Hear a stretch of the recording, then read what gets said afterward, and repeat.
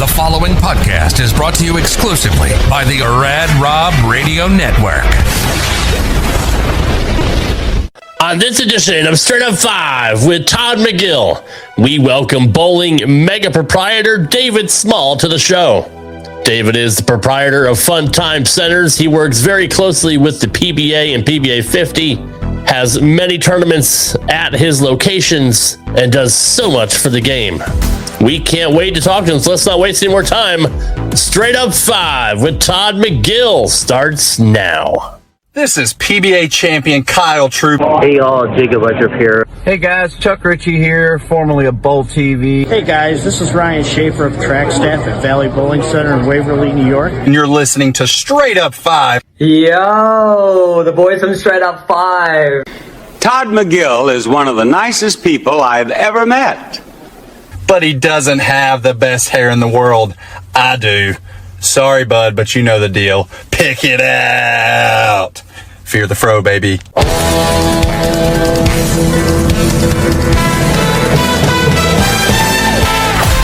Welcome to Straight Up 5 with Todd McGill. A hard-hitting, cutting-edge look into the world of bowling.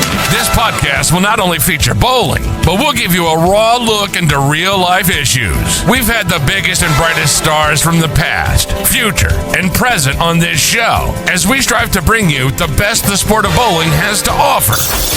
So without further delay, let's introduce you to the host of your show, Rad Rob Francois, and your featured host, Todd McGill.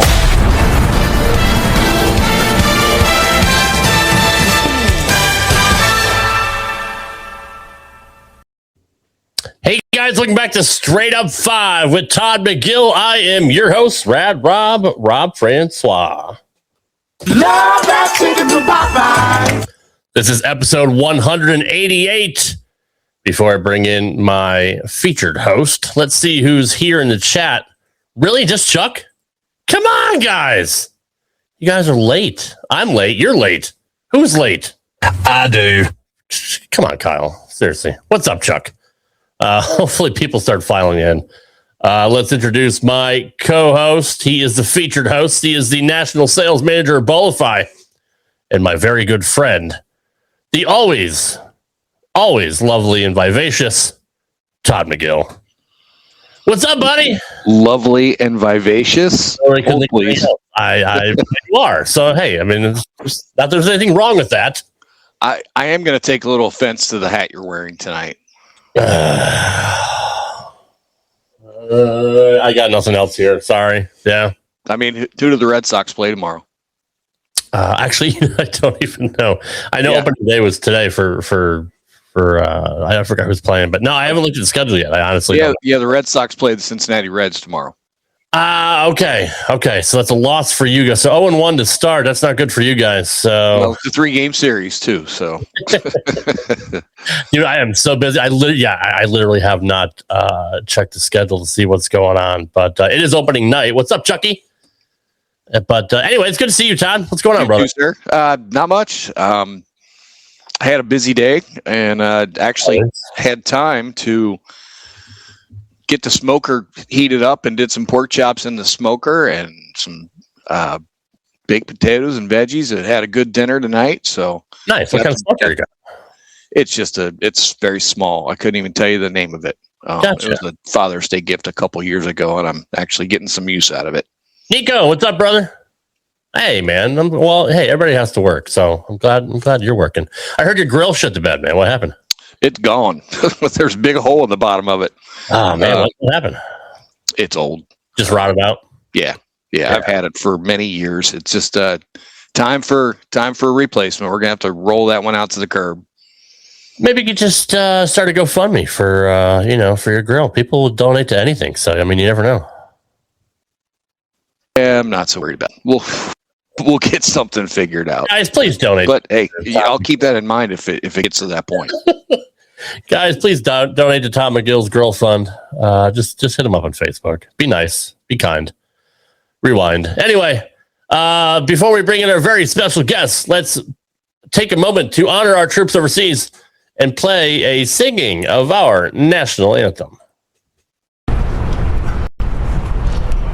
Oh, see, can you see by the dawn's early light was so held the twilight at the last gleaming was bright, who brought us fight o'er the rapids we were stream and the rocket's red glare, bombs bursting in air, gave to the night that the stars were still there, or still yet wait, brave and the home of the free. Join me in prayer, please. They need to pray for the poor guy forgetting the words to the Star Spangled Banner.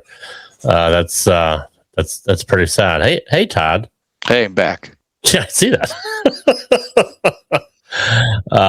We've played that one before, but that's always an oldie but a goodie. I just love horrible renditions of the national anthem. I think it's a great way to kick off our show. To cluster that. So, I mean, why not? It's on brand. So, well, I missed part of it because I'm losing. We play this one. I mean, that's fine. No, we're good. It came on just in time for that hot mess as I put in the chat. Just to hear the last half of it, maybe that was plenty. There was plenty. Ladies and gentlemen, we have a very special guest tonight. He owns many bowling centers. He's hosted the last 2 PBA tournaments. He is a lover of the sport and great for the game that we love. Please welcome David Small. Dave, what's going on, brother? Thanks for being here. Hello, Dave. Hello. Anyone? Hi, Dave. Bueller. Hello. Okay. It's a good show. I do. Hello, David. Can anybody hear us? All right. I can hear you. Okay.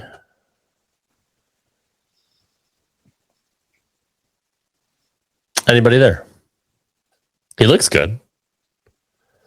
I wish I had that hair. Wish I had any hair. Oh, he's gone. He gone. I guess he'll be back. Hey, like I said, it's the national anthem sucks. I mean, the show sucks. I mean, it's on brand. So, I mean, it's just Jack. What's going on, brother? Appreciate you being here. One of our mega fans. Appreciate that, man. I guess he'll be back. Dave's not here. Dave was here in Dave's not here. Anyways, I have a lot to say about this, the last tournament that he had. So hopefully he gets back here in a second because there was a lot of trolls because of that final match on Sunday, which was it was a match. I mean, it made for TV viewing. It definitely was made for TV viewing. And I don't know if that's a good or a bad thing. But, I mean, there's several ways we can look at it, but I mean, it was made for TV viewing. It's, I don't know. I wanted to text Boog in the second frame. It's like, put that ball away. That is not the right ball. He used it all week, and I'm like, dude, it's not the right look. Your thing. It's just, he said everything froze up. Try the link again, please. Yeah, I mean, he did switch to resin, but at that point, he had no idea where he was supposed to throw it. So no, that just overhooked on him.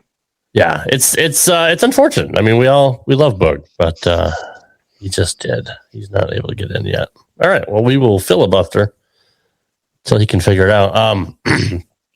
So they set a record for the lowest match in PBA TV history, I believe it was.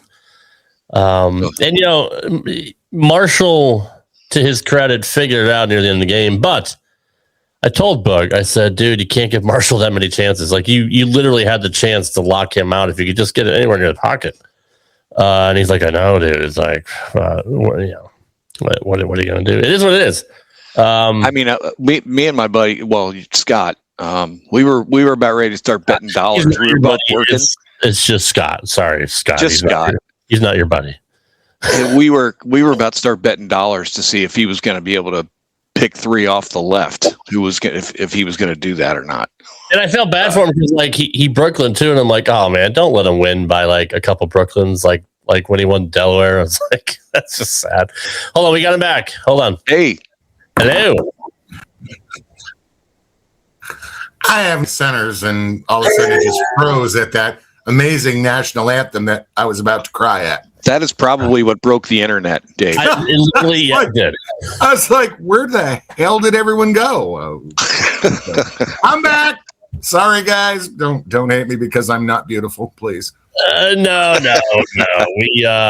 We appreciate you being here. 152 to 136. I have a lot of haters that I've seen on Facebook over this, David. What was going on with the lanes? Like, did it just break down that much, or what did you see? Well, I was sitting off to the right, and I talked to EJ after the match, and he said the left lane definitely had gotten a little choppy, and during the week they let the oil set for a good hour and 15 minutes, hour and a half. So the lanes really had a lot of time to set between squats. So the whole characteristics of the condition this week was, urethane to start, get a little push down lane, get a little spot built up. Yeah. And then as you were able to open the lane up, you just migrated a little bit left, switched into something a little bit more reactive and bounced it off the spot. With us league bowlers like me, I need about 25 boards or a whole zip code to make it work anymore. But that's me. But, when you give a professional 2 to 3 boards of miss left and right and 2 feet front to back, well, that's like giving them, the world. And that's kind of how they developed the pattern all week long. And that's why the scores were so big. And, the key to that is to take the characteristics of the center and put down the right pattern with the right oil to maximize that. And Pro Bowl is a high friction surface, very high friction to the right. So natural hook is built into it. So why not take advantage of that? Right. So I think what happened at the show, I know that they practice for about 40 minutes and then they re-oil again about 15, 20 minutes before the show. So the lanes don't get as much time to set up. They were using a little more of a solid oil this week as opposed to last week. They used Prodigy last week. This week they use Current. Current has a lot more solids in it that need to come to the top. So it needs to rest a little bit longer. And, I think the timing issue had something to do with that.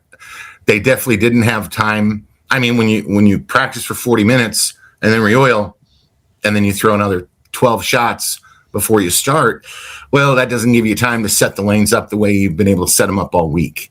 Yeah. And I think that was part of it. Plus, everybody kind of went left faster than we saw them all week. Very few people started in reactive. I would say maybe a quarter of the field to 35% of the field probably started with reactive. Everybody started with urethane just to kind of push it out and make the shot longer, get a little hold, get a little bounce. Yeah. But they didn't have time to do that on the show. And with as much friction that was out there, boy, they broke down pretty quick. They really did. And I talked to EJ after the match, and he goes, that was the hardest 240 I think I've ever bowled, or the best 240 I've ever bowled. Yeah. Todd, what were you noticing? Well, I mean, I was at work, so I was watching throughout, and it looked like they had a pretty decent look early, the first couple matches, but I mean, really, no matter once it got to the final match, whether they threw reactive or whether they threw urethane, there was just really nothing there. I mean, I'm watching Boog, and it's like, that's not the right ball, man. And I'm just wanting to call him, wanting to text him. It's like, switch balls. And then finally he does. And then that ball just overreads and overreacts. And he's, runaway Brooklyn 5 pins. And I mean, Marshall never went to urethane. He used reactive all the way through, but he was kind of letting it down right at the left gutter and trying to force it to the right. And he had it, but if he cut it a little short, like I said earlier, me and Scott were getting ready to bet dollars on when he was going to pick 3 off the left, because it looked like it was about to happen. I mean, he the first couple shots, he's out to almost the one board. Just he did have some out to the one board, standing as far left as he could. I was like, man. I mean, Boog starting out with the black hammer. It's like, I mean, he loved that ball all week, but I don't know what he saw while he was practicing or watching the guys to make him stay with that. But it obviously kind of just hit a spot and died. Didn't have the shape that he wanted. And then by the time he got in the resin, he didn't know where he was supposed to put it. So it was a strange match. It was. Yeah, it looked like on the right lane he couldn't get it there, and then he got over to the left lane and he was almost trying to force it into the pocket, so he threw a couple through the face. And it's like, obviously that is not the right look that you want to have ever bowling, let alone a championship match. You can't get that many. And he used urethane the whole block the night before. Yeah, to qualify first. Yeah, and he bowled great the night before. I was watching him on Bowl TV, but it's unfortunate. Bug's a friend of mine, but Marshall's a friend of mine too, so I was kind of torn between the two. I guess it was a win-win for me as far as rooting value, but it is what it is. They're still pros. They'll shake it off. They'll come back next week, and I messaged Marshall and said, hey. Well, they're not always going to be pretty. A win's a win. So that's right. His 8th national title, I believe it was. So we're all happy for him. But I wanted to bring up just some of the comments I picked off on Facebook, just because we like showing the imbeciles on this show. There were some doozies, let me tell you. There were some doozies. So Sean Lavery had posted. Obviously, he's a pro. He says so many people already saying that they could bowl a 152.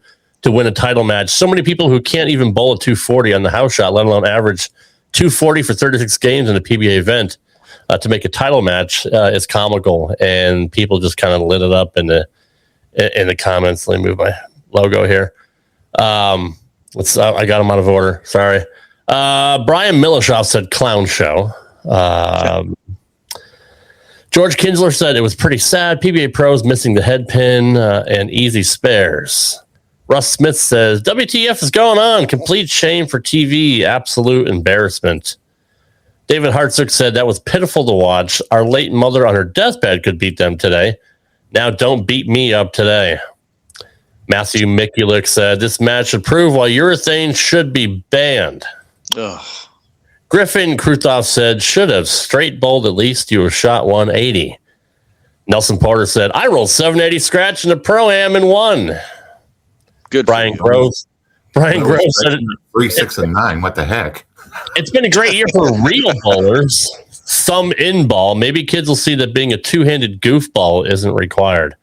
It goes on and on and on. I don't know why people hate two-handers so much and wanted to. Does any of that stuff bother you, David, especially since it was in your center?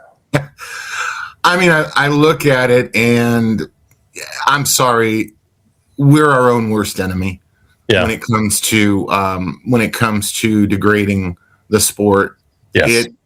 People sit behind their keyboard and make comments and things without really understanding the situation or the, what's truly happening. And, people why are bowlers quitting? Why is this happening? Why? Well, that's a lot of the reason why.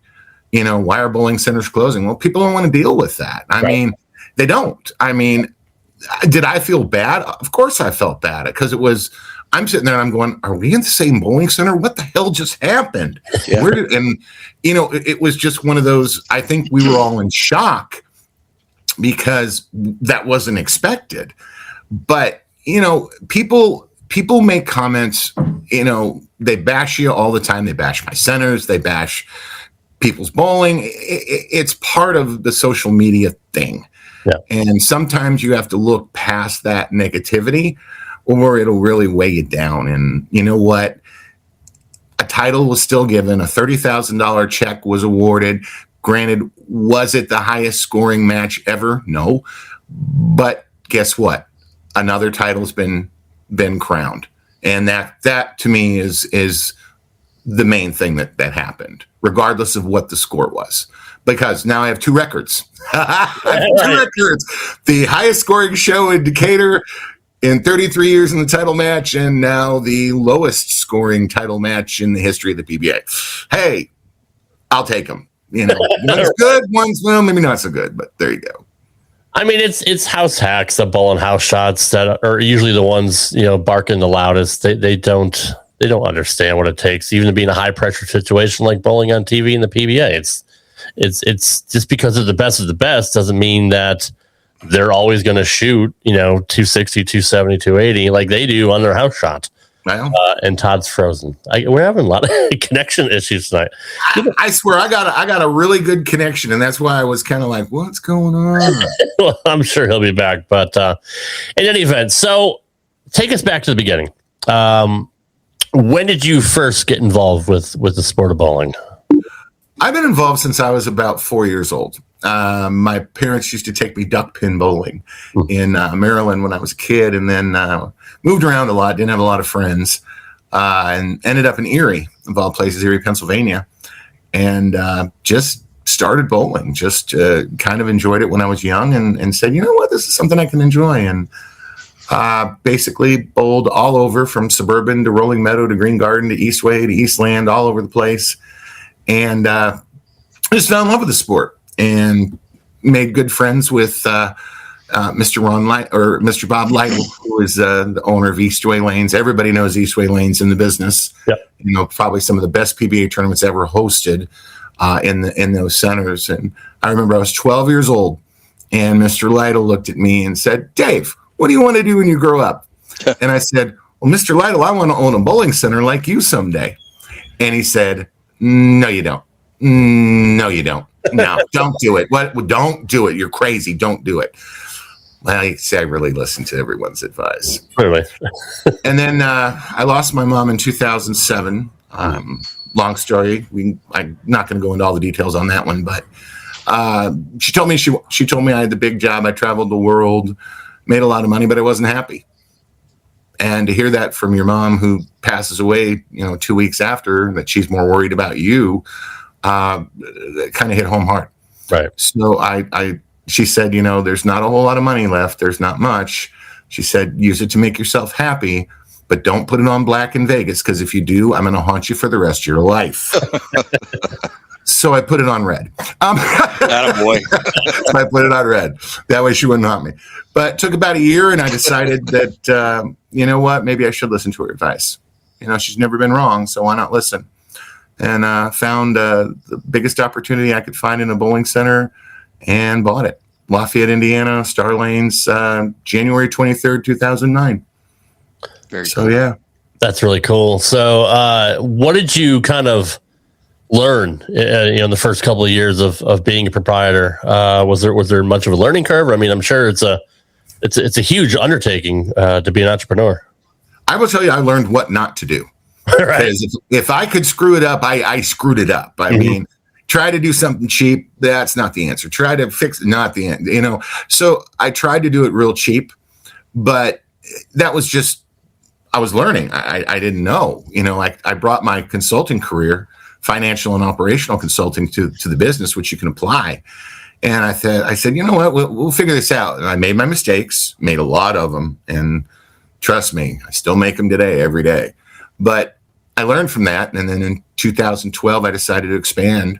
And I went from a 24-lane center to a 56-lane center.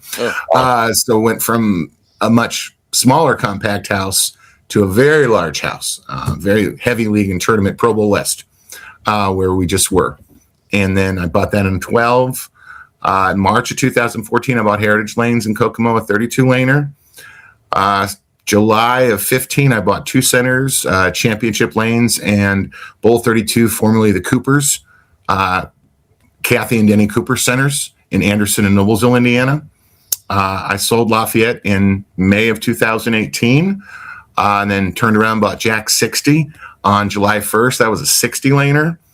And then I bought Bronson in October of 22, my 16-laner, and then bought Decatur in June of 25, where you guys just saw the tour. It's my 40-laner. So bought 8, sold 1, got 7 currently, and I'm always looking for more. It's amazing. Just like how does I have no words tonight. How did that Here's a first. No kidding. Seriously, as much as I talk. How did those come about? Like, did you just search for lanes, that were for sale? Or, I mean, like, how does one procure so many centers? Well, I worked with Sandy Hansel on the first one, and Sandy Hansel and Associates out of Detroit. They were a bowling center brokerage firm. He brought me the second one, which was in Fort Wayne, and he brought me the third one in Heritage. And then as my name kind of sort of started getting out there, then the proprietor started calling me directly. Gotcha. Okay. And Kathy called. I bought Heritage on March 14th, 2014. Kathy called me on March 17th. Hey, I'm like, oh my. Okay. So I'm like, I've just got this one. I'm 3, days in. And then they called and wanted to talk about theirs. And then Mark called me and Jackson, and Nate called me in Bronson, and Gary called me for Decatur. So, and Tom Adcock brought that to me as well. So now it's more or less everybody kind of just contacts me. That's really cool, especially being someone who loves the game so much that you're able to keep so many centers open, because obviously with all these multi-entertainment centers that pop up, or the mom and pops that go by the wayside, and we've lost a lot of great bowling centers over the years. So the fact that you're able to rescue them and save them and make them destination places to go is a really neat thing. Well, thank you. Yeah, most of the centers that I got at the time, they were, they had some major challenges on the other side. So a lot of them probably wouldn't be here today. Yeah, a lot of them would have potentially closed. That's no disrespect to any previous owners or people or anything, because I never speak ill of anybody. I don't know their shoes, but bowling centers come sale for a couple of reasons. The first is it's just too expensive anymore. There's no legacy behind them to pick them up, and honestly, a lot of it was the retail boom and crush the apocalypse as well. When you keep building the same thing over and over and over again, well, not everybody's going to change with the times. Right. Yeah. Because I've seen it myself. I grew up in Connecticut. Bradley Bowl was my home center, which was a routine stop on the tour for many, many years. And now that was kind of sold to Spare Time, and they turned it into an arcade and laser tag. And out of a 44-lane house, I believe there's only like 4 lanes left. And it's sad to see, especially growing up there as a bowling alley rat, for 40 years. And it's gone. And, so many centers like that have just gone by the wayside. So I appreciate, as someone who loves the game, that, you were able to save a lot of these centers. How did you get involved with hosting PBA events? I started hosting back in 2011. I was very interested. I don't have any family by blood left on my side, but I do have family that I choose and call them my family. You know him very well, Mr. George Pappas. Absolutely. And his wife Peggy. They're my family. And George always hosted amazing tournaments down in North Carolina, and I always went down for his regional or his super regional that he'd run, or the PBA 50. And I said, you know what? George does a pretty damn good job of this. I like to give back to the sport, because growing up, all the PBA players were my friends on TV, of course. I knew all their stats and everything, and they got me through my childhood. Yeah, me too. I said, if I ever got into the bowling business, we would give back. We'd help support them, because they got me through some tough times. And I called Bobby Jekyll, and he came down for lunch, ate 3 lunch specials, and was still hungry afterwards. Big shocker there. Love you, Bobby Jekyll. Love you, big boy. And it just kind of grew from there. We had our first regional there. We had our first regional qualifier there, which was awesome. And it just kind of grew from there. I think one year, we hosted 11 tournaments. Wow. 11, because we split a lot of the regionals into one day. So we were able to do a couple of them, which is kind of cool. Growing up, who did you like to watch on ABC? Oh, God. You name them. I could throw some crazy shit at you right now, and you'd go, oh, my God, you're talking to Rain Man. And seriously. I love that. My idols were some. George was my idol growing up. Pappas was definitely one of my idols. Pete Weber was one of my idols. Absolutely. Dave Husted, just such what a hell of a nice guy. And so smooth. Mark Roth, of course, for the power, and Sure. Marshall Holman for the attitude. And M. Leto, because, of all of them, he was the good-looking one out of the group. So I say I got to throw a little bit in there, maybe, give a little bit to myself on that one. But that part I didn't get. Leto was amazing. Yes, he is. He still is. We had him on the show last year, and we just had Pete on last week, and Pete was he's so good. Pete is so misunderstood. And we were able to kind of rectify some of that. A lot of people just see the persona of the PDW on TV, and they think he's like that in everyday life, but that couldn't be farther from the truth. I mean, sure, he's an ultra competitor, and he gets hot-headed, but who doesn't, right? But off the lanes, man, he is just amazing. It was just such a good show. He's a spectacular person. Pete's a dear friend of mine. It was funny at Woodland last year when he bowled the Open. I was standing there, and there was a whole bunch of people kind of off to the side, and Pete wasn't bowling really well. Yeah. And he stormed up the concourse right towards me, walked past a couple of other proprietors and other people going, hey, Pete. And he walks up to me, throws his arms around me, kisses me on the lips, smacks my ass. He says, love you, Dave. And I said, love you, Pete. And he looked at all the people standing there, and he goes, learn the pecking order. And he stormed off. And they're all looking at me like, Pete Weber just kissed you on the lips. And I said, and? I'm like, this is normal. I mean, no big deal. This is normal. That's so cool.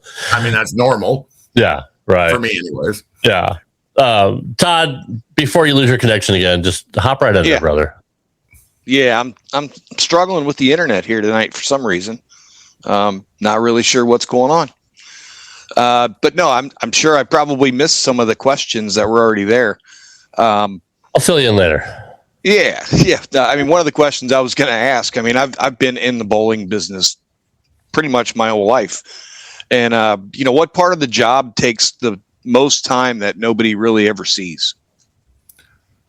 A lot of it is understanding your costs and understanding your business model. I mean, so many people think, you're a businessman, you own stuff, and you just sit in the office with your feet on the desk, letting the hundreds run through the bill counter. Count your money, right? Yeah, and that's the farthest thing from the truth. I actually try to share some of my costs with some of my bowlers so that they understand that, there's a reason why we have to charge, X number of dollars for lineage and X number of dollars for food and beverage. I mean, because sometimes when you look at it, people go, huh? And I said, well, about 10 years ago, I took my electric bill, and I had a 52-team league on the floor Wednesday night. And I said, guys, I'll give you one guess. The closest one to my electric bill, average per month, I'll put a pizza and a basket of wings on your table, as long as you don't go over. And all of them put their guesses in. Not one team was within $5,000 of what my electric bill was. They're like, what? I said, yeah, it's about $9,000 a month. They're like, holy shit. I go, that's just electric. That's not gas and water and sewer and trash removal and cable and internet and phone. I said, that's just $9,000 for the electric. Yeah, it was, just people don't realize that. I mean, yeah, just to turn the damn lights on. Yeah, but they don't. But that's a lot of the things people don't see. Yeah, I mean, is there any time? And I know the answer to this probably, but how many times you're actually able to step back and enjoy the business?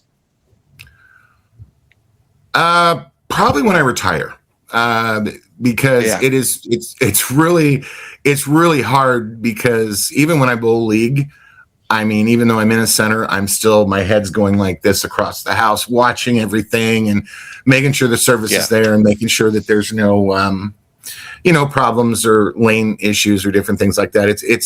It's almost impossible to turn off proprietor and just be customer. It's just impossible. And the nice thing is, all the bowlers give me that respect. I mean, they let me bowl. I'm Dave. I'm Dave, a bowler that night.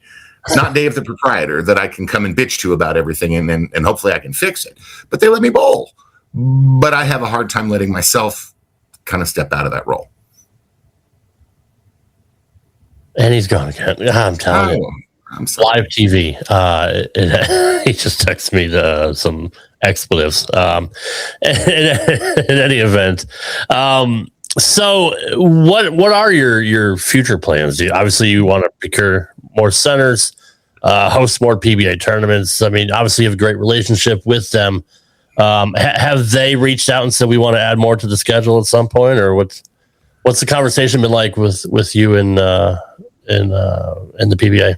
Well, we've got 4 more events this year that we're going to put on. We're putting on a PBA 50 National in Anderson this year in June. And then we've got the non-champions at Pro Bowl in June, and then the regional in Jackson and Anderson, October and November, respectively. So we're going to do 6 events this year. That's a lot. We won't hear anything about the national tour or any schedule, any idea where things are going to go until probably September.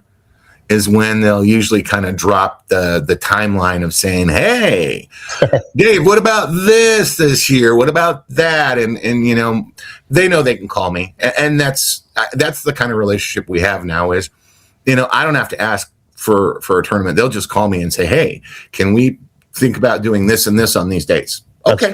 If it works for me, if we're able to do it, like we had to move, what was it? We had to move an event. In 2024, we had to move an event because they wanted to put it in Jackson, but we moved it to Anderson because we had high school championships going on. Mm-hmm. So I couldn't displace 600 kids for the finals. That's not fair when we host the kids every year. So I just gave them better dates that they understand now of, hey, we can't do certain things at this time, but we're open pretty much, for whatever they want.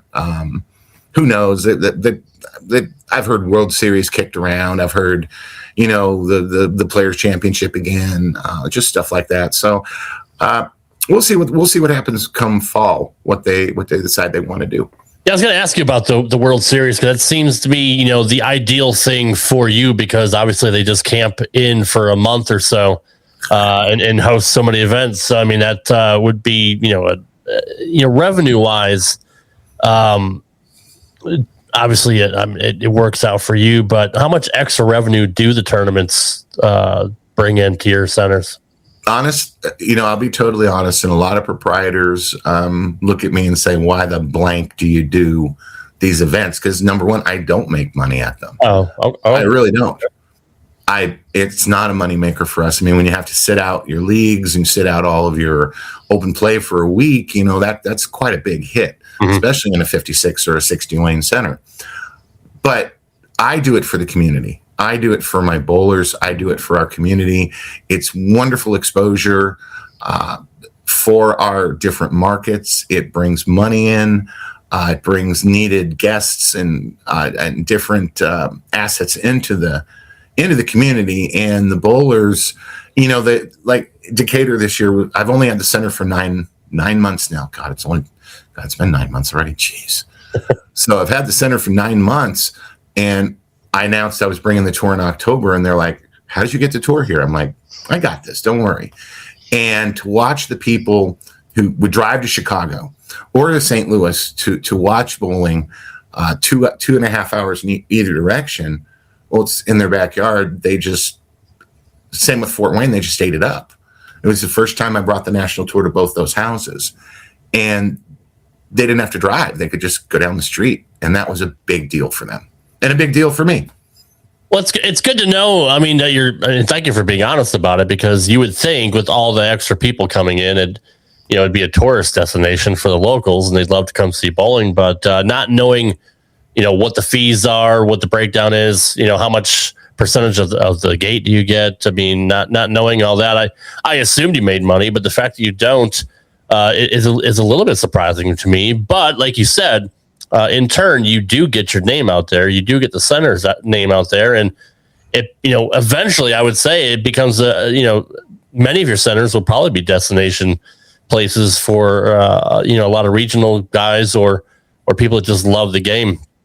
To say, wow, David Small, his tournaments are on TV all the time. Like, that's really cool. Like, I want to go there and see this place. So I guess for whatever you lose in revenue for that time, you make up on the backside. You do, and again, I don't do it for personal gain or for publicity. I do it more for just making sure my community is taken care of. Right. Bringing in the extra revenue for businesses is a big deal for me, because a lot of small businesses, we're all together. We have a lot of bills to pay and a lot of different things we need to take care of. So, why not bring something in that boosts your economy and helps out the community that you're in.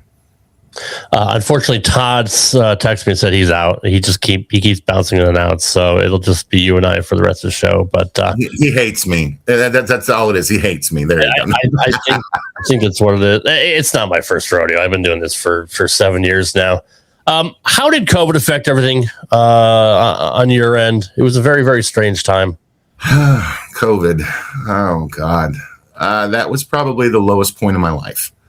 I had 5 centers at the time, and we were booming. I mean, our business was through the roof.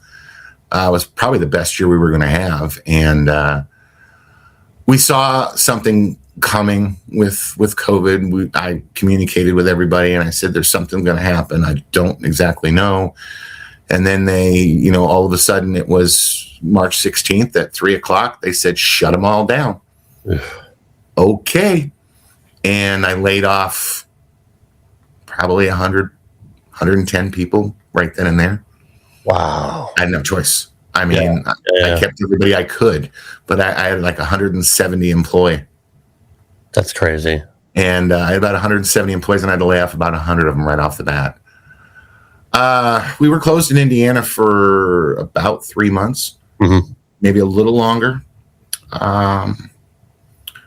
And then it took a while to get it back because we went in Indiana, we went by county. Some counties were a little bit more open than others. Yeah. Like Fort Allen County was a really tough one at Christmas. They limited me, and this is my 56 lane center. They limited me to 100 people for about 6 weeks. Well, my normal league night in there is about 300. Wow. With bowlers and spectators and employees, and I had to limit it to 100, and they were walking in and checking every night. And I'd have the physical count on a sheet. Here you go. There's the count. We have 93 in the building right now. Yep. So I had to rotate my leagues in that. Michigan, oh God. We were closed for 6 months. Wow. And then we opened up very, very restricted. And then about the middle of November, because we opened in September, it was about the middle of September when we got back open. In the middle of November, they shut us down again, past the Christmas holiday, and said, you can open up the first of the year with no leagues, no food or beverage. No one could bowl next to each other, and they all had to be from the same household. And so I stayed closed. I said, I'm not opening for this. I can't. I don't blame you. And we could. And then finally we got open in February, and with a lot of restrictions. We were actually closed almost 9 months in Michigan, and we lost a lot of revenue, a lot of money. I was not financially prepared for that. Right. I was not financially prepared for being shut down for that long. Thank God my banks were very generous and very kind during that time of helping me out, because I wouldn't have made it without their help. And the government was with the EIDL loans and things like that. It was a very stressful time. It was probably the lowest point of my life. It really was. Yeah, I mean, it's funny how different we saw, and we don't have to make it political, but there was a big difference between the red and blue states and counties as opposed to who was open quicker or who stayed closed longer. And it's unfair because all of us suffered regardless in the end. Oh, we all did. And seeing the guys on TV wearing masks with no spectators in there, and just it was weird. And I'm a wrestling fan too, and it's like watching these arena shows with nobody in the building but TV screens, and even football. It's just weird. It was such a weird time, and I hate that for you on a business end, because I mean, that literally could have crippled you and put you out of business, and we may not even be talking right now because of it. Yeah, and I think it also affected a lot of us socially. Because I remember when we came back, I remember we had a big tournament in Fort Wayne, and we had a lot of guys in there. They lifted all the restrictions, and it was like the second week after we were open, and I was there, and I was freaking out. I was like, oh my God, there's too many people in this building. Oh God, the health board's going to come in and we're going to be called the super spreader. And I was like walking around like a cat in a room full of rocking chairs. Yep. I was a nervous wreck. And I said, no, this is not how it's supposed to be, Dave. We need to celebrate that everybody's here and we're back. But yet I'm going through total withdrawal at that point of just panicking that, it's going to have an outbreak and they're going to shut me down again, and living like that for about, I would say, almost a year of just constantly in the back of my mind worrying that, is it going to happen again? Are we going to have the same problems? Is it going to be worse? And, finally, when we got through it, the business just freaking exploded. Yeah. I mean, we doubled our revenue in a year. Wow. It was awesome. And so many people came out and families came out because everybody was just cooped up. And like I said, the social side of it it took a toll on that. And it hurt our current generation. It's hurt them socially and physically. It's hurt them as well because they didn't, all this homeschool and a lot of the things, the social interaction, they just didn't have. And so I'm glad it's 6 years ago now. Right. And I hope and pray that we never go through anything like that again, because I think if we had to go through it again, I think it would be a little different this time. I would hope it would be different, knowing now what we didn't know back then. But I actually even saw a report from a news station, Channel 5 out of Boston, that there's a new variant coming out. And so they're already getting ready for it and trying to panic people. And I'm like, man, just, stop. The media just needs to stop panicking people and let them live their lives and enjoy it. Yeah. That's what we're here for. Daughter, and she, let's see. So she's 7 now, almost 8. So back then she was 2, 3, yeah, 3, and thankfully she wasn't in school yet. So, and my wife works from home, so it wasn't that bad. But we're in Tennessee. It was pretty much an open state for the most part. So, she was able at least to visit some of her friends. But my wife's grandmother was in assisted living. And, we had to talk to her through a window. Yeah. I mean, even here. And it's just, it's sad. It's sad, what we had to go through. It's almost some sort of a social experiment, right? To see what we get away with. So I'm not going to disagree with you on that one. Yeah. It sucks. But anyway, I'm glad you were able to prosper coming out of it. Because, we absolutely do love everything you do for the sport and for the game. And it's we've been doing this show for 4 years. The original featured host was Johnny Petraglia Jr., and he'd bring your name up all the time about how great your centers were. And your name was just popping up all the time. Pretty fast, too. I mean, I know you've been doing it since 2014, you said, right? Hosting the PBA? 2011, yes, sir. 2011, okay. Yes, sir. So, obviously, it's been quite a while. But when we go through the schedule every year, we're like, David Small's lanes, David Small's lanes, David Small's lanes. I'm like, who is David Small, man? And we should have got you on the show sooner. And I apologize for that. But no worries. I'm honored you brought me on to begin with. That's great. Because I love the sport, and everybody that's ever been involved in the show loves the sport of bowling, and loves trying to keep this together. And again, I don't want to keep beating a dead horse, but the fact that you are able to save a lot of these centers is just, that's just the coolest thing for me, especially seeing all these centers that don't make it. And now talking about string pins being the future of the game to try to save some of these centers. Has that conversation come up in any of your houses about implementing string pins, or do you have any string pins? I do have string pins. You do? Okay. I have. I put them in last May at my FEC in Noblesville, Indiana. Okay. Put the AMF certified PBA USBC ones in. Yes. What have you seen from those lanes as opposed to did the scoring pace change? Did anybody complain? Did anybody leave? You always have those people like, get off my lawn. The old traditionalists that don't like change, even though we went from rubber balls to plastic to urethane to wood lanes to. I was just going to say that it's kind of the same thing that we went through. Changed. 20, 25 years ago when we went from wood to synthetic, and everyone going, I'm not bowling on that plastic shit. Right. And now to find a wood house is kind of special. I love wood houses. It's a great thing to find, especially if they're well taken care of and they're beautiful. Yeah, agreed. But it's like everything. It's like everything else. Things change. Look at golf.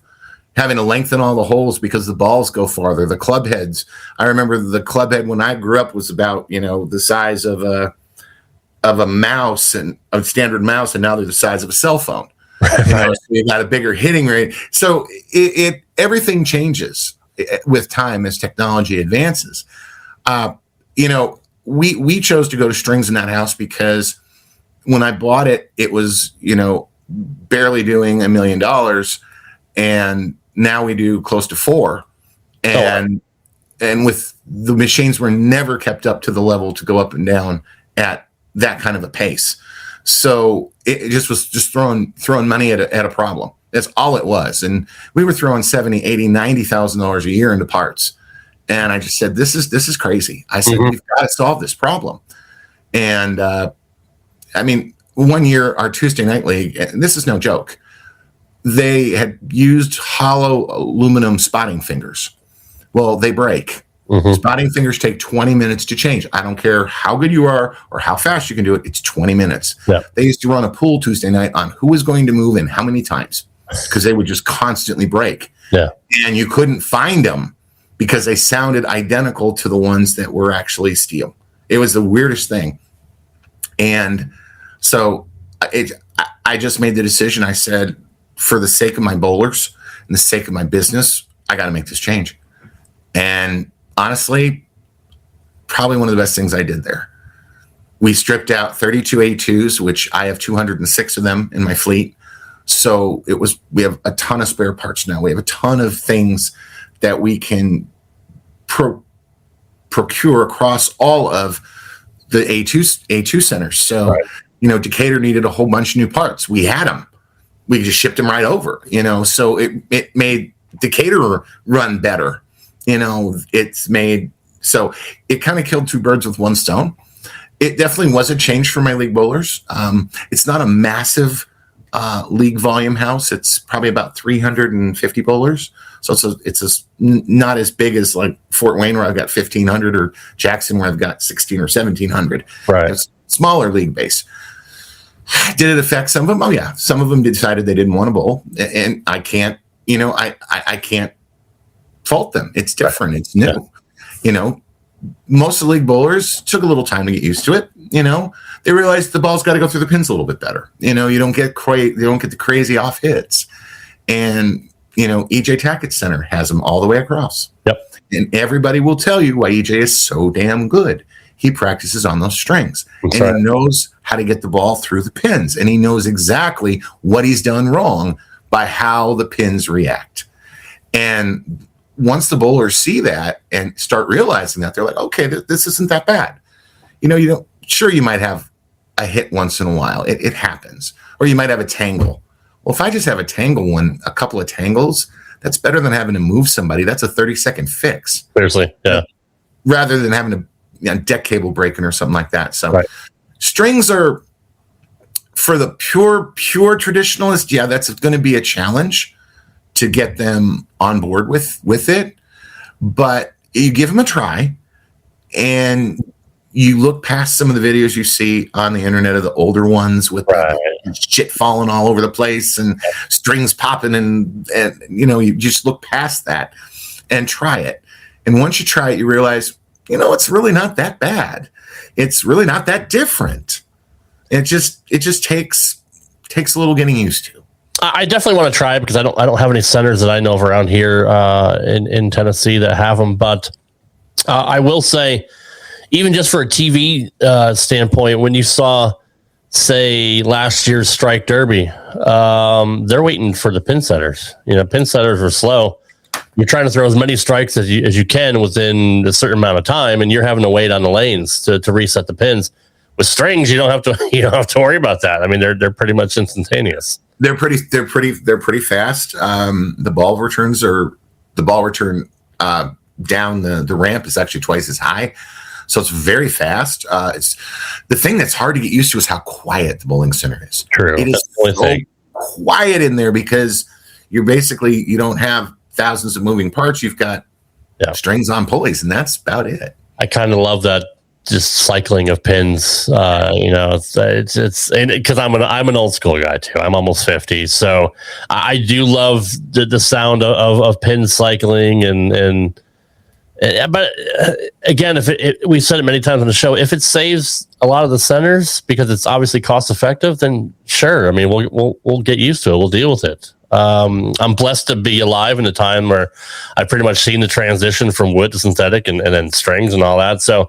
I can respect the past, but if it saves the sport, I would never stand in the way of anything keeping the sport alive. And there's just so many people out there. They're just so grumpy about it. Like, it's just bowling, man. I mean, we love bowling. You're making it seem like I killed your cat or something. It's string pins. You know, make a better shot. You won't spray and pray anymore. Maybe it'll make you a better bowler. You know, and again with the strings, you have to try them. I mean, truthfully, you know, I tell people, you know, try them out, see what you think. I mean, there's so many preconceived notions about it because of the ones that came out, you know, over the past few years. Yeah, there were problems and issues, and you're going to have that. But guess what? Try them, and you might go, that's not terrible. You know, maybe it's not exactly the same pin action you're used to. Maybe it's not the same crazy messengers that you're used to getting, but man, you hit the pocket and you split the 8-9 and all 10 of them go down just like regular. Right. I know Brunswick are working on strings as well. What kind of made you decide though? I mean, was it just because it was USB-C approved? Cause I don't know if they have approved any of the Brunswick pin setters yet, but what made you go with AMF?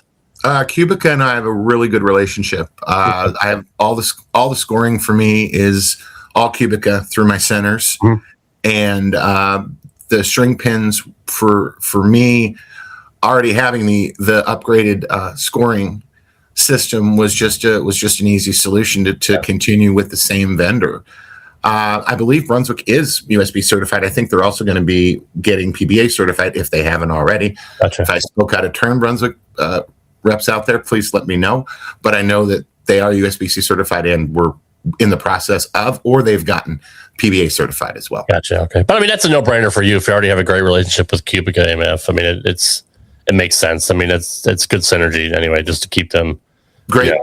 They've been great to me and helped do some things that, you know, maybe some other vendors might not have helped with. So they've been good to me over the years. Yeah, I mean, I grew up in an AMF house, and a lot of the houses in Connecticut were AMF. And even though I'm a Brunswick ball guy, I always loved the AMF pin setters. I don't know why.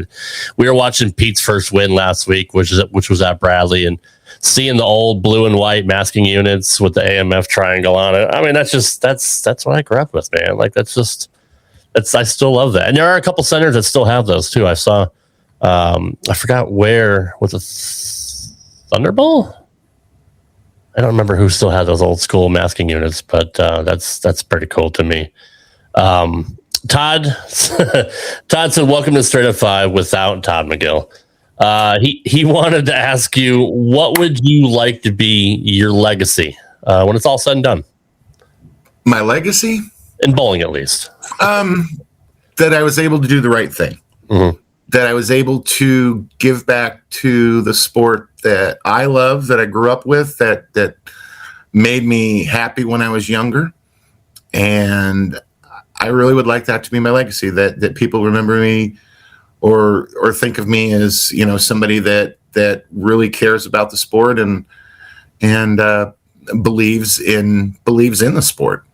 Because regardless of whether I have traditional centers, which I have, hybrids, FECs, bowling is still the core function of all the facilities. And that'll never change.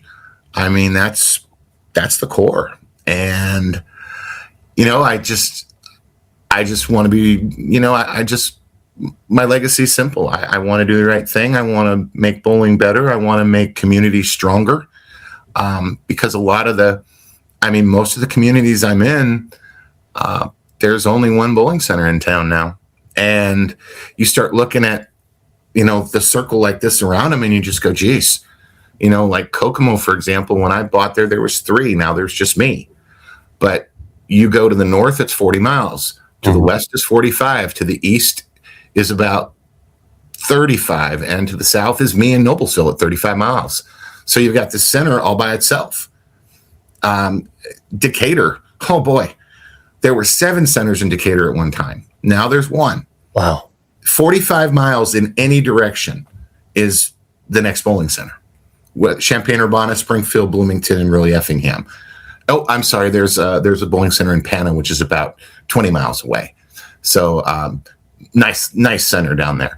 But it's just I find these kind of what I call niche or honey hole markets where there might be one, and it's it's in need of some rebuilding and rebranding and fixing, and that's just what I seem to find. I don't know how. They just find me. Anderson's 20 miles in any direction. Yeah. Jackson, we have a 12-laner on the other side of town, and then beyond that, there's just really small centers and smaller towns until you get to Lansing, which is 45 minutes north. So it's you just find these really really neat locations that you could do something special in. What does your day-to-day look like? I mean, you have so many lanes, and obviously you have great crews. No matter where you are. What does your typical day look like? Well, I'm blessed with good people. I can't say that enough. I am blessed with some serious tenure. My average GM has 8 years with me. So so I'm blessed there. I tell myself I only work a half day. That's 12 hours. What part of that day is it going to be? Morning, noon, night, over? It doesn't matter. So I try to limit myself to 12 hours a day. Right. And I mean, it's 9:00 East Coast time. I started at 7 a.m. this morning. So I'm on 14, and I still got a 45-minute drive home tonight, which, hey, that's all right. But that's cool. But that's what I choose to do. And I always feel guilty when I take time off. I feel guilty about it. I'm like, maybe I should be doing something. What should I be doing to grow this? And it's like, Dave, and my people just beat the shit out of me about that. Mm-hmm. You got to take some time. I know. I tell them that all the time, and then of course I don't follow my own advice. So, but if you love what you do, is it really a job? True. True. It's definitely. I'm not saying you don't work hard, but I mean, you obviously have a passion for it. So I mean, is it? I do. I have a passion for it. I have a passion for making something special. Making something that the community embraces and appreciates. And that to me is key. Are you looking to branch out to other areas of the country? Well, you never know with me. I've always got something in the. I know a really good GM if you ever work your way towards Cincinnati. Is that a hint? I mean, I'm always looking. I have People call me all the time for centers. A company that shall remain nameless has approached me a number of times to purchase them all. Yeah. No, thank you. Right. But that's just kind of sort of, you never know when I'm going to find something else out there. I'm maybe looking right now. You never know. Let me throw it out there. Do you want to be somebody as big as Bolero? Oh, not that big. No. Okay. I wouldn't want to be that big. My goal was always 10. That was always my goal, was 10. Yeah. And, will I get there? I hope so. Is there a possibility to get bigger than that? There could be. But it's finding the right center that matches the business model in the right community that we can make a difference with. And that's the challenging part. Very challenging part. Todd says, "Can I guess?" Can I guess? You can guess. You don't have to answer. You can guess anything you want, but that might not mean I might not tell the truth on it. Chuck Ridgey said, "God sent David Small to the bowling community." That's sweet. I love my Chuck Ritchie. I missed you, buddy. We do too. He's such a good guy. I have his thumb tape. He's a good guy. We totally love him. Jack Batchelder says, "I can tell Dave sees the bigger picture, doing the right thing that helps his local community, and in turn has bowling success in business." Yeah, I mean, it's kind of a loaded question when I asked you if you want to be as big as Bolero, because that would kind of take the intimacy out of it. A little bit, yeah. And the fact that, because would it be nice to have all those centers and maybe all that revenue coming in? Sure. Like, who wouldn't want millions of dollars, right? But it kind of goes against, to me, just knowing, a little bit I know about you just in our conversation, that you're not that kind of person. Like, you don't want to be, have a global empire, because that kind of takes the whole fun out of it, right? Like, you love your centers, and I think 10 is actually a good number without getting too big, for your bridges. Right. But it's also a lot to maintain. And could also be a money pit. Which I've had a few of those. I'm sure you. Oh yeah. I don't know how many centers Bolero has in total, but I imagine a lot of them are just a tax write-off for them, because I know they're involved in real estate and all kinds of other different ventures too, besides, bowling lanes and the PBA and all that. So why, if it ain't broke, don't fix it, right? Like, if you like having a small group of centers that you can feature on the PBA tour, why change anything, right? Like, why you don't want to get that big? There's no need to, right? I don't think so. It's even with 7, when I had 3, it was very easy. I got to know my bowlers. I got to bowl league. I got to do a lot of other things. Sure. And now with 7, sometimes it's like, well, shit, I haven't been over to see them in, 5 or 6 weeks. Maybe I should get over there. And then it's like, oh God, now I'm tired. And this meeting came up and that came up. And, sometimes that I think is the letdown for me. Mm-hmm. Is because I've become and got to know people through all the centers. And sometimes when you can't get around to see them like you used to, that kind of can be a letdown for me. And like tonight, I'm sitting in Kokomo. I used to bowl Wednesday night here. It was a league I started. It's our second shift league at 7. We have a full house at 4 with special needs. And then we have our 7 o'clock trios league. We have 30 teams with 3 on the floor. And 2 seasons ago, I bowled with the GM and a wonderful girl named Holly, and we won the league. And then the next year, I missed 13 weeks of bowling. And yeah, my team put me up for free agents. Oh man, because I felt so bad. I'm like, if you want to trade me out, go ahead. Right. And I didn't bowl. And this is the second year I haven't bowled. And I'll tell you what, sitting here Wednesday night, I had a chance to visit before with everyone, go around, say hi, shoot the shit, hugs, kisses, and, just laugh with people. And, I go, damn, I miss bowling. I miss bowling this league. I really need to get back into it, and I got to figure out how I'm going to do it next year. And then if you get too big, you're not going to be able to do stuff like that anymore, right? I mean, yeah, I get it. It already limits me now. Right. Sure. It limits me out. I mean, even if I could be the fourth man on a trios team, and bowl every other week, okay, I can work with that. But for me to be 33 weeks, oh God, it's just so hard. And I don't want, and I let my team down. And that really kind of hurt when I let them down. You could be a floating sub, right? I mean, no, not in that league. No, you got to be assigned to a roster. Really? Oh, okay. Oh, yeah, they're pretty strict on that. No kidding. All right. Well, that's unfortunate. I got to be on a roster somewhere. So gotcha.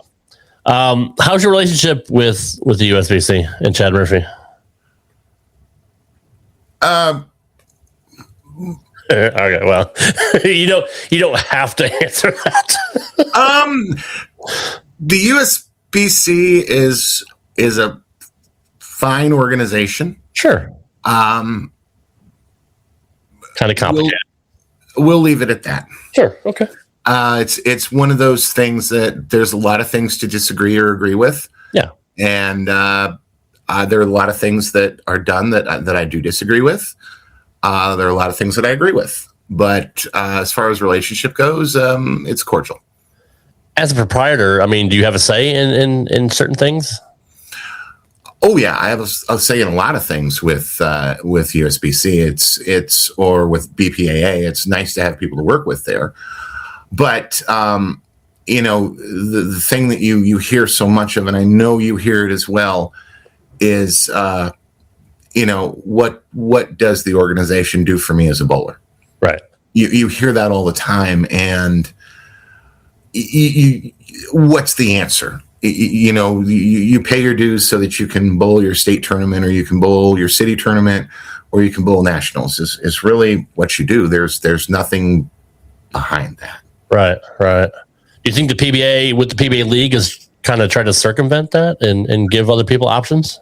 I think what they're trying to do is pretty cool. I mean, to bowl with the pros, the blind doubles, all kinds of cool stuff. I think it's a cool thing. It's a neat program that you actually can double up with your bowlers. It's not just so much for just the Bolero centers per se.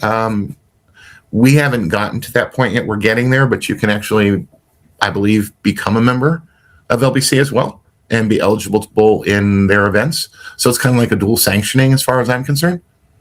That's cool. And I was wondering if you were able to offer that in any of your centers, but it seems to be catching on a little slowly, but I love the concept when it came out. I think it's a great idea. I think they should involve some colleges more. I'd love to see PBA get into a lot of, collegiate programs, which they do. I mean, I'm not saying they don't, because obviously that's the next crop of bowlers, right? I mean, that's pretty much, your farm system is the colleges. I mean, without collegiate programs and a lot of colleges having bowling scholarships and programs, which I just watched the Collegiates Bowl last week in Smyrna, Tennessee. Watched the Bones Bowl, and they did a great job. And it's really cool to see a packed house. I mean, I've never seen a house so packed before, with families and bowlers, and just seeing the young crop of kids. It's really cool. What do you do for your youth bowlers? Do you have a lot of? I grew up in the junior leagues. I'm assuming you have junior leagues in your houses as well. Yes, we have junior leagues in all of our locations. Probably some of the stronger ones. We have some that are really strong and some that are in development stages, because as kids age out, you have to replace them. Sure. So we try to make sure that our kids get taken care of, as far as whether it's shirts, whether it's passes to tournaments, whether it's scholarship money through SMART. We try to make sure that our youth programs are, number one, stable, and number two, that we try to continue to find, because that's a challenge. You don't just compete against other sports today. You compete against this damn thing. Exactly. Yeah. And to take somebody off of that, scroll less, live more kind of philosophy. Yeah. It can be a challenge, but growing the youth is critical. And you mentioned college as well. Jack 60, we're home of Spring Arbor, which were the national champions last year. Yep. They bowl out of Jack 60 in Jackson, Michigan. So we're very proud of that. So we host a lot of college tournaments. We host a lot of high school tournaments, groups. We host a lot of postseason there. We always host regional and state championships in Michigan. We host usually regional, semi-state, and state championships in Indiana and Illinois. We've the bowling program in Illinois with the high schools kind of a little bit on the side that needs to be worked on, developed a little bit more. They had it, now they don't. So we're going to try to work on that over the next couple of years to start building that back up as well. I mean, that's the future of the sport. I mean, you got to keep the next class coming in. So, do you work with any colleges at all? Is any kind of like a feeder program or work with any scholarships at all? Oh yeah, we work with a bunch of different colleges. Indiana Tech is one that we help with. That we always welcome them, their players, their practices. We do a lot of things with the WAC conference with. With Spring Arbor, we do a lot of events to bring college bowling to the forefront and to give them a place to play that is fair and competitive. I love that. So you put them on sports shots, obviously. Oh, they tell us what to put down, and sometimes what they put down, oh my God. Yeah. No, thank you. No, thank you. Give me my house shot, a bucket of beer, and a couple of shots of Jack, and I'm happy. Put me on a sports shot today, I have no clue. Me too. Todd wants to know, do you have any thoughts on the Kids Bowl Free program? Kids Bowl Free is a great program. It's a good program out there. We've used it in the past. It's a good development program. I know a lot of centers have been successful with it. I didn't have much success with mine. Yeah, I think maybe I put it in the wrong market. So it's a good program for a lot of centers, but it has to be pretty specific for a certain market. And when I tried it a couple of times, I wasn't real happy with the results. That's no fault of the program. That's might have been my problem. Maybe we didn't market it properly. So, with all the haters out there and social media and everything like that, have you ever personally had anything negative driven towards your way? God, yes. Yeah. Oh God, yes. Why? I mean, you're a proprietor. I mean, like what could the average bowler have an issue with you with? Oh, well, I mean, it could be so many different things. I mean, in today's world, especially, on the league side, competitive side, tournament side, especially on the league side, the balls today, the bowling balls, I don't understand what the hell they do. I mean, they do so much crazy shit out there. The cores are so big, they're so soft. I don't know what half of them do. But what you try to do is you try to put out a fair and equitable condition that everybody can hit. And you try to design it from front to back, more in the front, tapered down in the back part of the pattern so that you have the friction. And it's hard. It's impossible to make everybody happy or every style conducive for a single pattern. Sure, I get that. And with the weather and everything this year, it got colder later, so the lanes didn't set up quite as bad, quite as quickly as they normally do. There are so many variables in the game that sometimes we forget that. All of a sudden it's 70 degrees one day, and it's now 70 degrees. It was 30 the day before. Your approaches tack up. Yeah. Even though you've cleaned them and buffed them, and they're going to tack up from the damn humidity. Yeah, there's just a lot of different things that happen, and that was my GM just popping his head in. He was saying good night. They just finished bowling, I guess. Gotcha. He probably won 32 points tonight. But those are just things that you deal with, and you hate having a bad night of bowling, and you hate when machines break or you have a problem with the oiling machine, and there's so many things that can happen. And your condition is not setting up the way it should be. Sure. You hate any of that. You try to do the best you can across all platforms with that, but I'm not perfect. Right. My people aren't perfect. We do the best we can, and sometimes you fight things you can't control. Sorry, my daughter's like, how long are you going to be? Yeah, I mean, it's not your fault. You don't control the weather either. I mean, you guys do the best you can. I mean, it's not like you're purposely trying to throw something out there that's going to give people, fits or whatever. I mean, it's just there's things you can control and there's things you can't control. Exactly. And you worry about what you control and let God deal with the rest. I mean, unfortunately, I worry about all of it. I worry about all of it. I get it. I know being at the top is, can be lonely sometimes. I wouldn't say I'm in the top. That's for sure. Nope. But you are. I mean, you are a bit of a powerhouse when it comes to the bowling industry. I mean, your name is out there. Obviously, you have a lot of centers, and you've been blessed to have a lot of great tournaments in there. And like I said, just hearing your name over the years, it's like, man, who's that guy? I don't. And then learning a little bit about you, it's you're great for the sport. So I commend you for what you do. And it was an absolute honor to have you on the show, and we'd love to have you back. And I hope you get more tournaments in the future. Bring the tour to all of your centers. It could be the David Small Tour.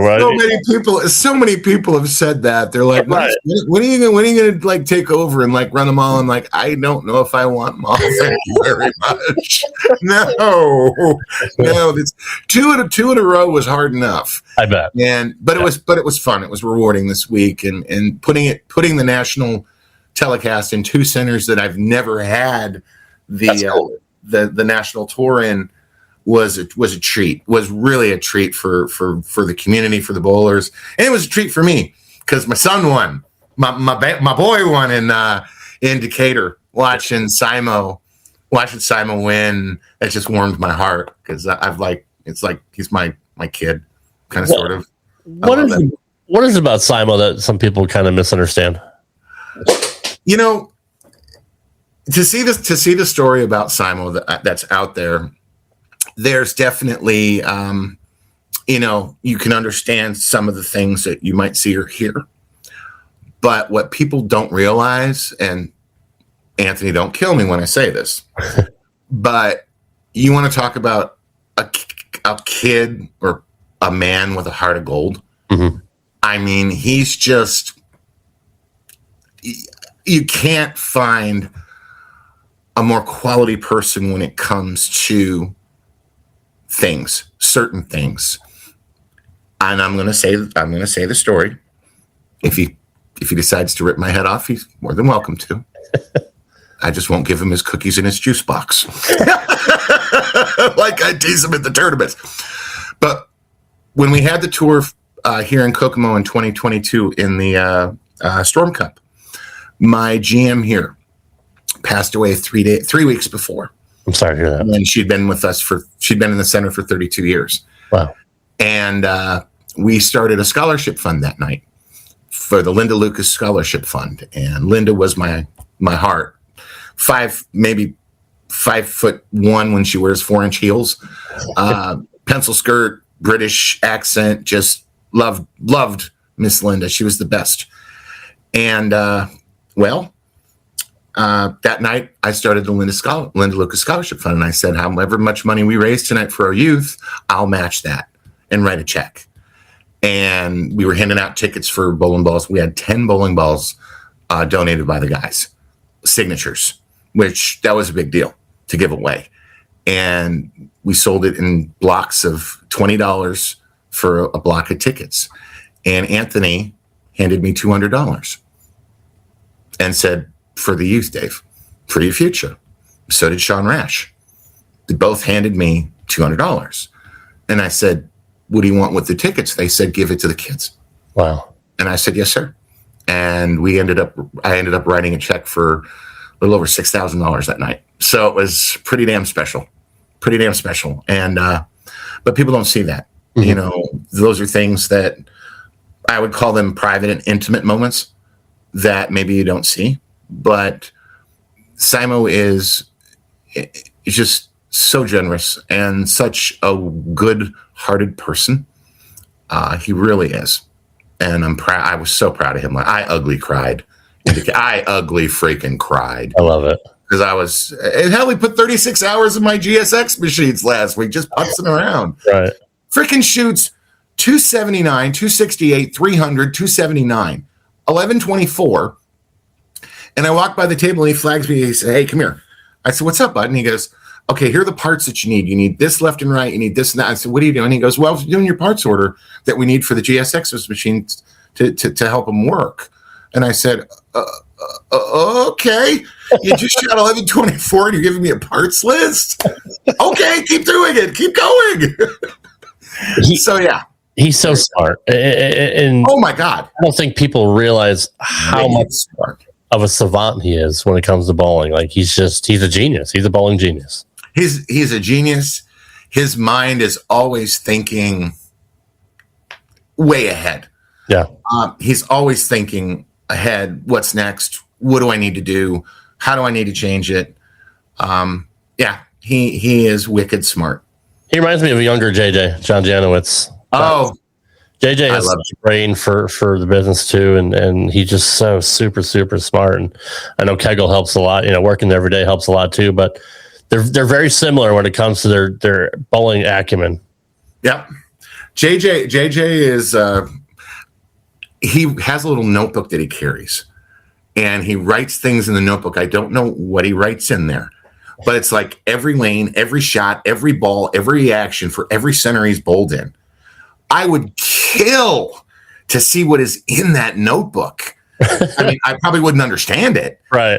But I mean, it's like he won my 100th in Jackson. That was pretty special. He had to double to do it on a lane he didn't even throw a strike on. Yep, I remember that. Had no clue on that right lane, and then it was just bang, bang over. I'm like, oh, okay. Yes. And but to see that notebook and to see the little notes that he takes, that thing's probably worth its weight in gold. Yeah, I'm sure. It's pretty cool. We'll put it in the Smithsonian one day. You know what? I would agree with that. Yeah, I mean, he just I call him a Terminator. He's a cyborg Terminator. It just I feel bad for the guys on the 50 tour because man, he just got to figure it out, and he's tough to beat. And we've had him on the show. He's locked in. He's locked in. Lights out. It's done. Yeah.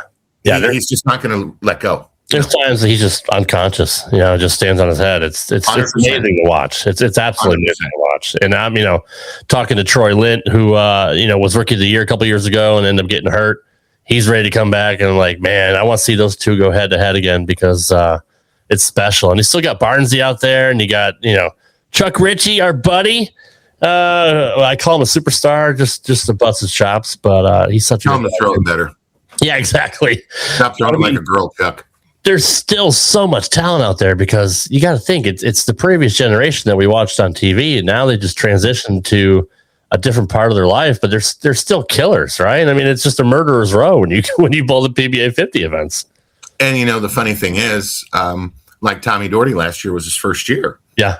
And he even said, he goes, because I hosted the World Series last year, 5 tournaments, and 1 in Jackson, and he looked at me and he goes, "I'm tired because I don't think we bowled this much on the national tour." Right. And I said, "Welcome to the 50 tour." So he was the because Barnesy was the Adcock was the president of the Old Farts Club in Decatur. Barnesy was vice president, and we made Doherty sergeant of arms of the Old Farts Club. Yep. Since he was a senior in that event, so I love that. I got to pick on him at the Pro-Am. Oh, that was fun. Ooh, I had a good time with him. He loves to dish it out, so I'm glad somebody's able to give it back to him because I had the microphone in my hand. Bitch, what are you going to do about it? Let's go. I got him good night.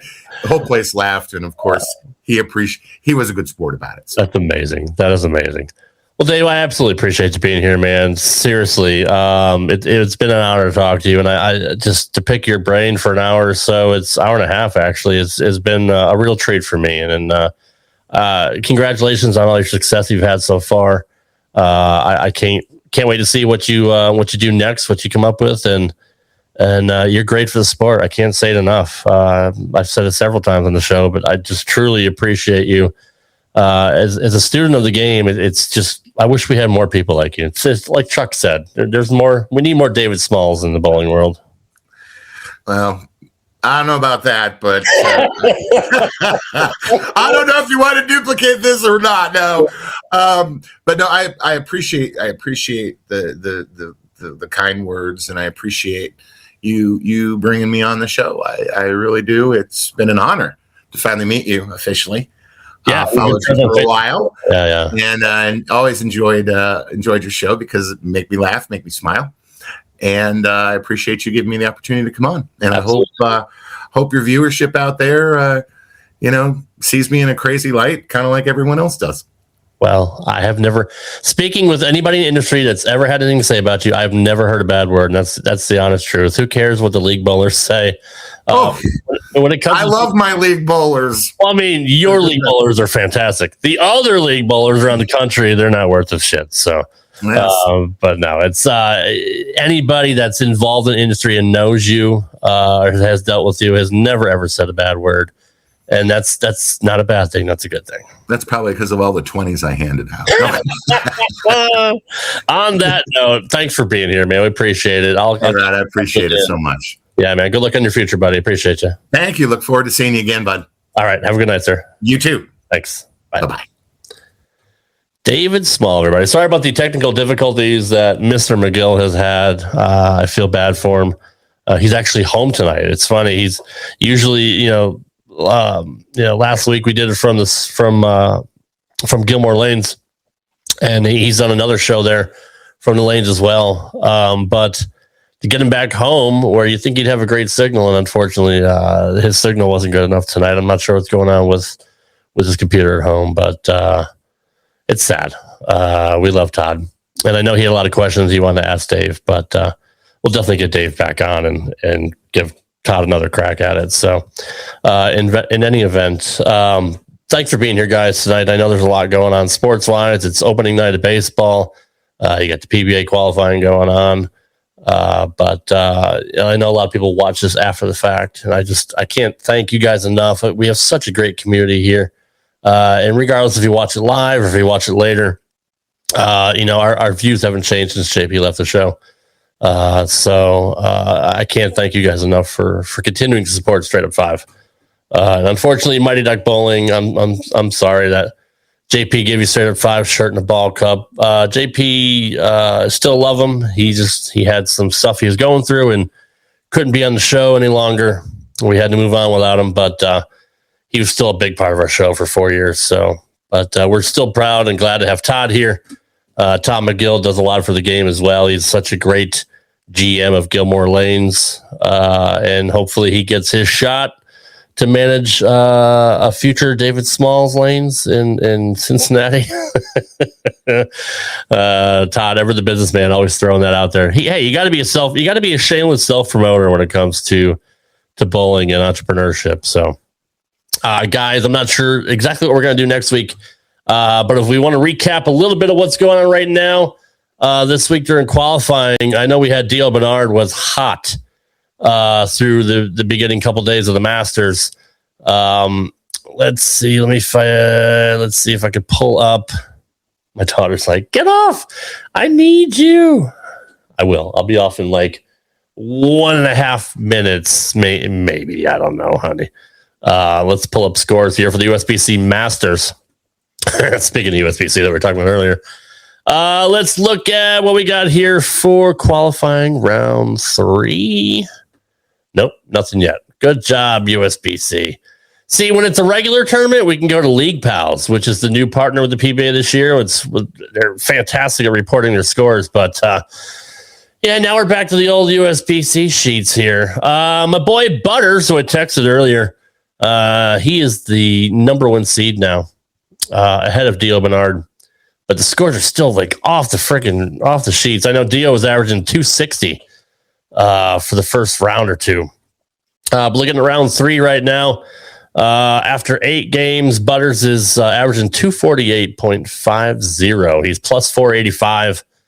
Let's just run down the top 10 here. We got Jacob Buttriff, Dio Bernard, Graham Fa, who's having a hell of a year, man. The Canadian killer. Killian Kilpatrick is 4th. Dominic Barrett. Dom Barrett, man. I haven't seen Dominator in a while. He's 5th. Spencer Robards, who's also having a great year so far, and Zach Wilkins are your 6th and 7th. P-Dom, my buddy Patrick Dombrowski, is 8th. He is killing it this year. Riley Woodard, 9th. Matt Russo, 10th. Just out of that is Tim Foy, who's also bowling lights out. Francois Lava is 12th. We can run down. Oh, my buddy Nate Garcia, super friend of the show, who had a great run earlier this year, is 14th. So good to see Nate up there above the cut. Jesper, Eric Jones, Cam Crow, who's back. We'll get into that in a second here when we bring up the imbecile of the week. Manuel Otalora is 18th. Packy Handerhan, 19th. My buddy Kyle Troop is 20th. Brandon Bone, the killer from Jackson, New Jersey at Hall Lanes. He is tied with Kyle Troop for 20th. That's good. I didn't know Brandon was bowling in a tournament. I'll have to shoot him a text later. Steve Novak, 22nd. EJ is 23rd. Griffin Jordan, Julian Salinas, Charlie Brown Jr., Alec Keplinger, Stu Williams, Beef Stew is 28th. Tyler Schneck is 29th. Then we got Bill O'Neill, Boog, Ethan Fiore, Matt Sanders, Hector Pia, CJ Petrin, Ryan Barnes, Hayden Hale. Where is the cut? I don't think. God, USBC, you suck. You can't even list where the cut is. So I'm not sure what the cutoff is. But notable names, we got Sean Rash is 71st. Brandon Bonta, who obviously won a huge tournament, is 74th, tied with Maldo, who's bowling really well this year too. Let's see. Chris Vive, 47th. Tanger, 46th. Matt Ogle, 44th. I think I just saw... Where did I see Belmo? Belmo was pretty far down. He's having kind of a strange year. He'd been bowling really well in the first few weeks. Was just short of making the cuts. PB3 is 81st. Parker gets the bowl with Brandon. That's really, really cool. Belmo is 90th. So, hey, there's 89 people ahead of Belmo right now. That's crazy. Hopefully they'll update the scores here soon, but that's what's going on right now with the USBC Masters from Thunderbolt Lanes, Allen Park, Michigan. You can watch all the qualifying on Bowl TV and then check them out on the CW, which will be broadcast live this Sunday. And of course, they don't have the time. 4 o'clock Eastern. Sunday, March 29th, 4 o'clock Eastern. Watch the stepladder finals of the USBC Masters on the CW. Not a sponsor, but we always appreciate what the CW is doing for bowling. And clearly, we've had a lot of people, not really care for the commentary team, but it is what it is. It takes a while to build synergy, and I think you're doing a good job. I thought Kyle kind of came out of his shell last week, was showing a lot more of his personality because he's so good. 63 is the cut. Thank you, Chuck. I appreciate that.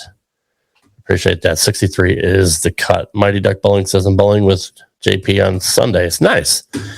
We'll tell him I said hey, and then I miss him. Tell him to call me. All right. Finally, let's get into this week's Imbecile of the Week. It's time for everybody's favorite segment. If you guys don't know how to use a seatbelt, just ring your call button and Tommy will come back there and hit you on the head with a tack hammer. You know, Lloyd, just when I think you couldn't possibly be any dumber. Here's the Imbecile of the Week. Some people are really stupid.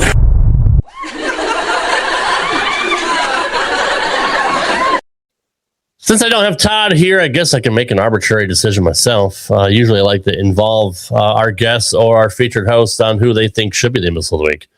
But I don't know if I can single out one in particular. I may just say the bowling community in general online.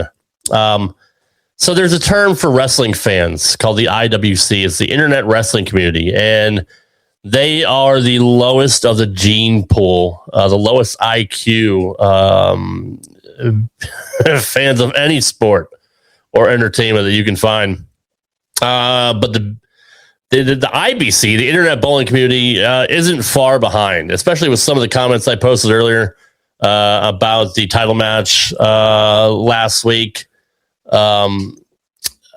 in Indiana. It's some people just really grind my gears. But I had posted shorts and reels of Pete Weber last week, and I found some very interesting comments on Instagram. Let me see if I get them in order here.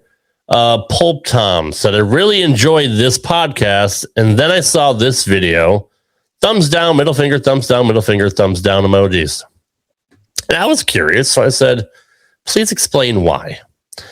And he said, what do you think? And I'm like, dude, just answer the question. I'm like, that's a very immature stance.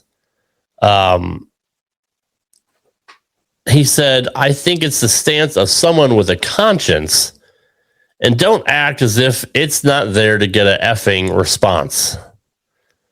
Wagner Grad 96 said, I love PDW, but I wouldn't go near any podcast with a Trump banner in the background.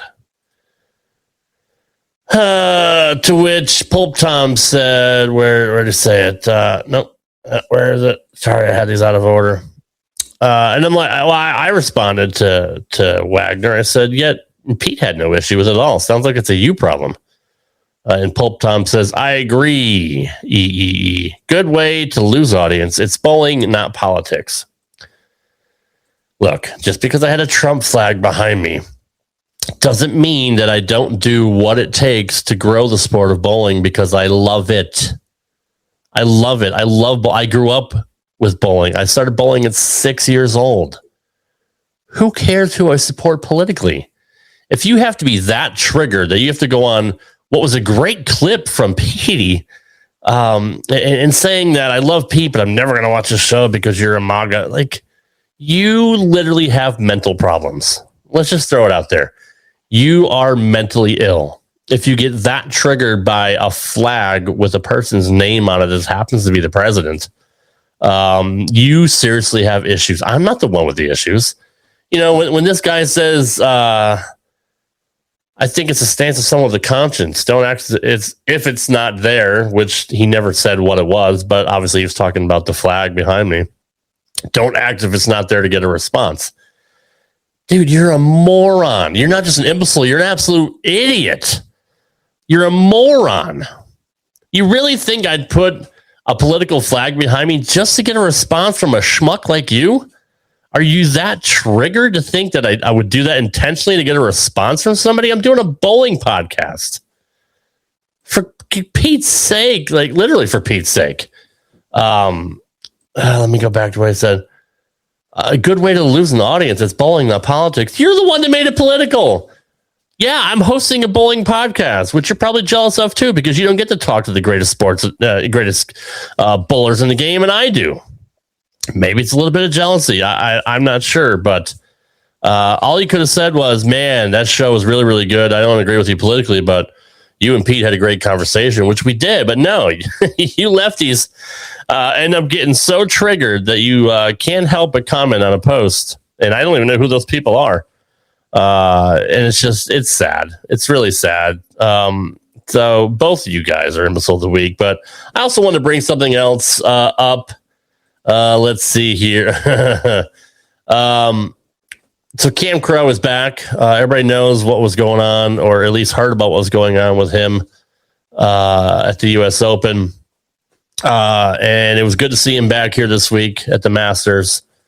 But somebody had to comment on the post with him on it. It says, Crow puts the high in high average. And somebody obviously posted a GIF of what looks to be cocaine.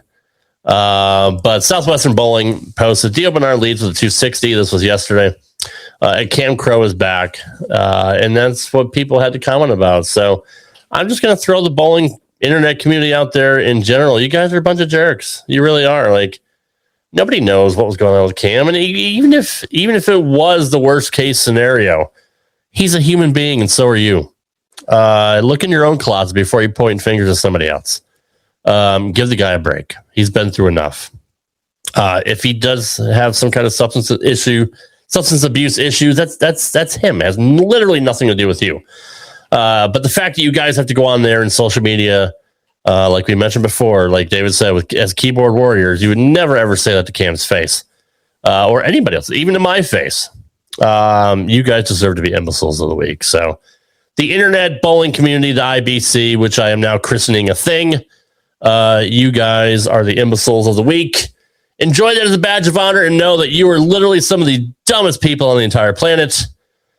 God bless you. God bless their hearts. And bless your hearts. Bless your soul. Appreciate you guys. We'll see you next week. Not exactly sure. Hopefully Todd can get his internet issues figured out. I'm not sure who the guests will be next week, but my daughter is waiting for me, so I have to go. I love you guys. I seriously do. Appreciate all the support. Please like, share, comment, tell your friends about the show. Thank you to Bowlify for having me on staff. And thanks for David Small for coming on again. Super guy. Loved my conversation with him. Really, really good dude and a great ambassador for the sport. So, all right, I'm done, guys. We'll see you next week. Take care.